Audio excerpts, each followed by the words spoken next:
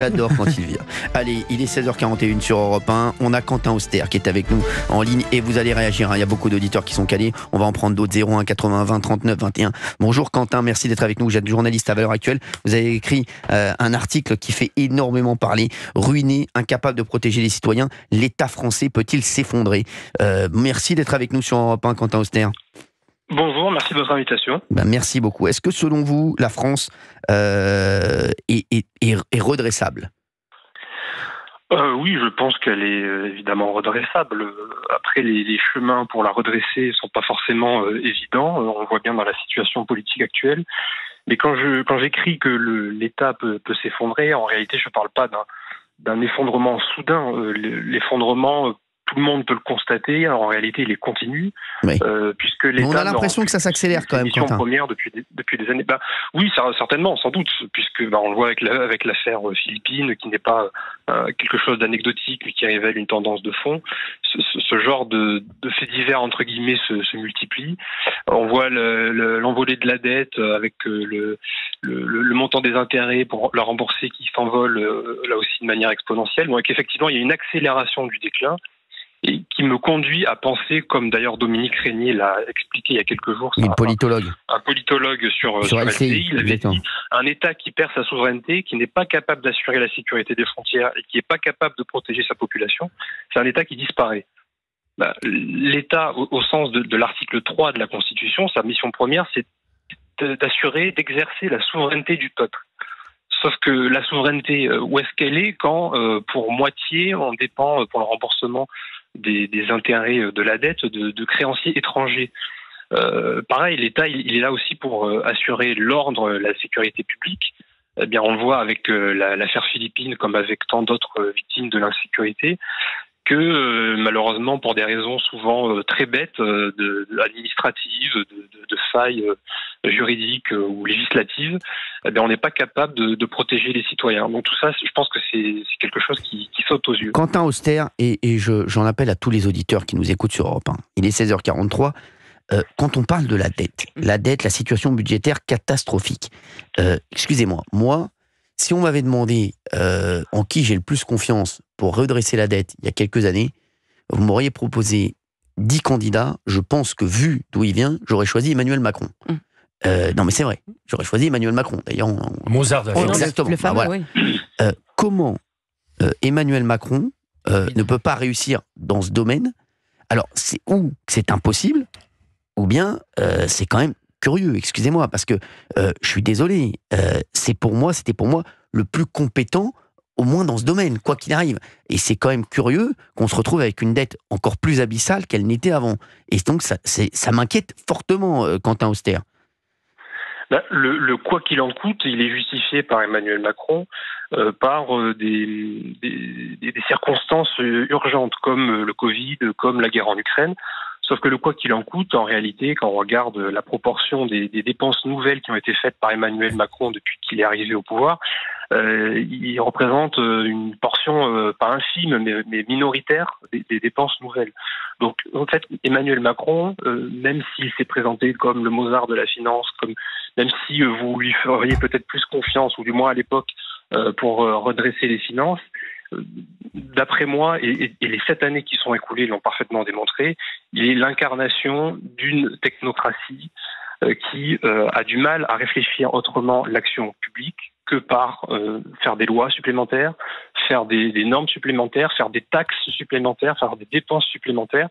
Et très peu d'hommes politiques aujourd'hui parlent de bonne gestion de dépenses, de l'efficacité de la dépense publique. Michel Barnier en a parlé brièvement tout à l'heure dans son discours de politique générale. Le paradoxe, c'est qu'aujourd'hui, plus on dépense, plus on met de l'argent dans les services publics, plus ils sont défaillants. Donc c'est qu'il y a un problème, non pas de moyens, mais de bonne allocation des moyens et de gestion des moyens. C'est un peu un management en fait qu'il manque à la tête de l'État et aussi dans les rouages de l'État, dans l'administration. Olivier d'Artigol. Vous avez raison sur Cyril et vous, Quentin Auster, sur l'idée que quand Emmanuel Macron arrive, il est auréolé ministre des Finances, son passage par la commission Attali qu'il a fait connaître, l'ancien banquier d'affaires. Bon, on pourrait se dire, il connaît un peu la manière dont ça peut s'améliorer. Sur les 1000 milliards de dettes supplémentaires depuis 2017, on estime à peu près que le quoi qu'il en coûte, la période Covid, pèse pour 1/3 de ces 1000 milliards. Il y a donc 2/3 de la responsabilité propre, comme en temps ordinaire, hors Covid, de la gestion depuis 2017. J'appuie juste sur un sujet, je sais qu'il peut être contesté, ce qu'on appelle la politique de l'offre, c'est-à-dire pro-business, a enlevé à nos recettes fiscales tous les ans 60 milliards. 60 milliards multipliés donc par 7. Je dis simplement qu'il y a là, on nous avait dit ça ferait du ruissellement. Je me demande si sur cette politique de l'offre, tout était justifié ou pas. Certains financements ont dû être utiles à l'économie réelle, d'autres financements sont partis je ne sais où. Vous voyez, là où on a baissé les recettes fiscales en faisant des cadeaux, entre guillemets, aux entreprises, on a considérablement augmenté les dépenses de l'autre côté. Je prends juste l'exemple de l'hôpital. L'hôpital public, on lui a injecté 30 milliards d'argent public supplémentaire ces 2 dernières années. Et pour autant, cet été, pour la première fois, on a vu des urgences qui fermaient et des patients qui mouraient sur les brancards. On peut bien dire que l'argent, il est très mal alloué. En fait, on injecte de manière complètement aveugle de l'essence dans un véhicule qui n'avance plus et un réservoir qui fuit. Merci Quentin Auster d'avoir été avec nous sur Europe 1. Merci. Merci beaucoup, journaliste à Valeurs Actuelles, Quentin Auster, qui était avec nous, qui a écrit un article très intéressant. Ruiné, incapable de protéger les citoyens, l'État français peut-il s'effondrer? Merci, et vous revenez nous voir quand vous voulez, Quentin Auster. Merci. Merci d'avoir été avec nous. Valérie Benaïm, vous vouliez ajouter quelque chose? Non, je m'interrogeais parce que... merci Valérie. C'est parce que quand on dit est-ce que l'État français peut s'effondrer, je pense immédiatement à la Grèce, parce que évidemment, il y a cette idée qu'on va aller dans le mur, comme la Grèce est allée dans le mur, avec des mesures de restriction qui étaient drastiques et qui ont énormément fait souffrir les Grecs, même si aujourd'hui ils en sont revenus, ils ont réussi à s'en sortir, mais ça fait peur. J'aimerais qu'on parle d'un petit truc, moi, sur ce qu'a dit Michel Barnier, c'est l'augmentation du SMIC de 2%. Oui. Excusez-moi. Je suis pas d'accord. 2%, chérie, on peut pas augmenter de 2%. Ça fait 30 €. Je suis désolé, les mecs. Je suis désolé, c'est pas possible. Bah oui, c'est pas assez. Bien sûr. Je suis désolé, excusez-moi de vous dire ça. Oui, mais c'est ça. Bah oui, bien sûr. Bah oui, c'est quoi ça? Non, mais je suis désolé. C'est opération blanche. Moi, je veux bien qu'on taxe, comme vous avez dit, les plus riches. Mais, les mecs, je veux qu'on augmente le SMIC plus de 2%. Je suis désolé, excusez-moi de vous dire ça. C'est une priorité. On peut pas augmenter les gens de 2%, les gens qui gagnent le SMIC.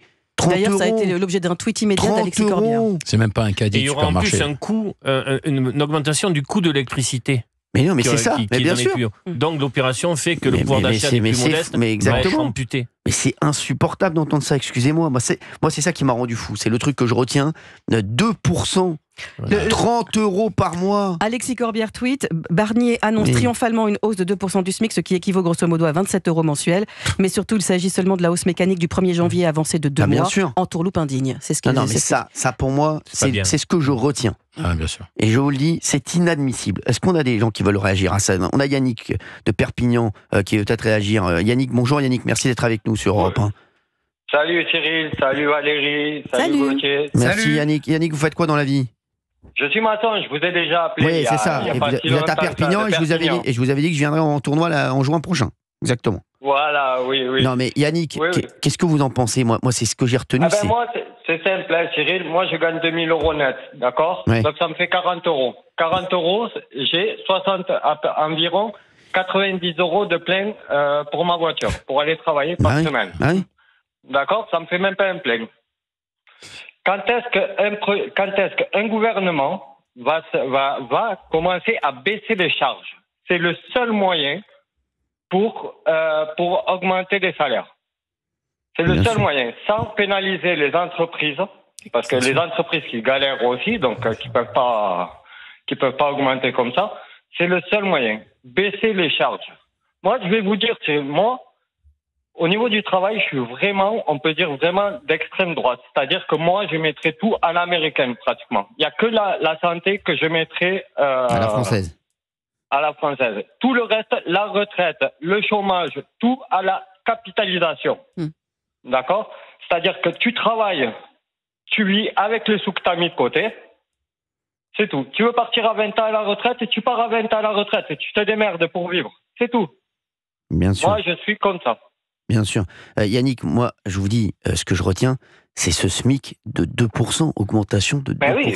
Comment non, 2% d'augmentation au mois de novembre, 5% d'augmentation du gaz. Mais c'est pas possible. 5% d'augmentation du gaz. Mais c'est pas. Et l'électricité, on en a parlé dans 2 minutes, monsieur D'Artigol. Non, mais c'est pas possible. 30 € net. Non, mais les chéris, on se fout de qui, là? C'est pas possible, ça. Et en même temps, il n'y a plus d'argent dans les caisses de l'État. Donc, des aides énergie, des augmentations plus fortes du SMIC, c'est impossible à financer. Mais des aides aux entrepreneurs pour baisser leurs charges, oui. Bah, oui, alors, ça c'est toujours pareil. Mais même pour les salariés, la différence entre le salaire que va débourser l'entreprise et celui qui va arriver net sur le compte en banque avec toutes les cotisations, retraite, assurance maladie, évidemment les impôts à la source, c'est pas la même, ça c'est sûr. Yannick, merci d'avoir été avec nous sur Europe 1. Ouais. Je vous fais de gros bisous, Yannick. Merci et continuez comme ça. Merci, Yannick. On a Pascal qui est avec nous. Merci, Pascal, d'être avec nous sur Europe 1. Oui, bonsoir, mon Cyril. Merci d'être là, mon Pascal. Vous nous appelez d'où? Je suis à Aubagne, dans les Bouches-du-Rhône. Aubagne, je connais très bien, j'adore. Merci Pascal d'être avec nous. Vous voulez réagir sur la LFI, vous, voilà, qui a quand même été extrêmement chahut et a créé énormément de chahut pendant il n'y a pas une minute du discours de Michel Barnier, peut-être la toute première minute qui a été épargnée par le bruit, le chahut. C'est pas possible. Le bordel, parce que c'est comme ça qu'il dit que ça a été nommé par Gérald Darmanin, la stratégie de la bordélisation de l'Assemblée par les députés LFI. Ils n'ont pas arrêté pendant 1 heure. Pascal, qu'est-ce que vous en pensez? Moi, je suis choqué. Et puis, on arrive dans une époque maintenant, Cyril, où il faut qu'on puisse travailler ensemble. Exactement. Ensemble pour tout le monde, ensemble pour tous les Français, ensemble pour la France. Je vous rejoins sur beaucoup de choses, et encore là, sur le SMIC aussi. Mais il y a un moment donné, on ne peut plus accepter dans la République des comportements comme ça. Ces gens-là, ils nous sont censés nous représenter, puisque ce sont des députés. Ils sont payés par nos impôts qu'on paye. Donc, si à un moment donné, ils ne sont pas capables de tenir correctement leur poste, qu'on leur enlève un petit peu du salaire, qu'on leur mette un petit peu des sanctions pécuniaires. Et je vous garantis, Cyril, qu'à la fin du mois, vous verrez qu'il y a des choses qui vont changer. Mais si on ne fait pas ça, on va continuer et on n'avance jamais, en fait. Quand on touche au portefeuille, c'est sûr que ça fait réagir, c'est sûr, Pascal. Pascal, reste avec nous sur Europe 1. On va revenir là-dessus dans un instant. On va revenir sur tout ça. On va revenir sur vraiment, je vous demande de réagir. Augmentation de 2% du SMIC. Appelez-nous au 01 80 20 39 21 sur Europe 1. Pour moi, franchement, c'est une catastrophe. Je vous jure, entendre ça, je préfère qu'ils disent pas d'augmentation, excusez-moi, parce que les gens vaut mieux 2% que 0. Mais non, les gens, arrêtez. Et c'est insupportable d'entendre ça pour les gens qui gagnent le SMIC, de dire c'est se foutre de leur gueule. Excusez-moi, on est sur Europe 1, vous nous appelez, on vous attend 01 80 20 39 21, tout de suite sur Europe 1.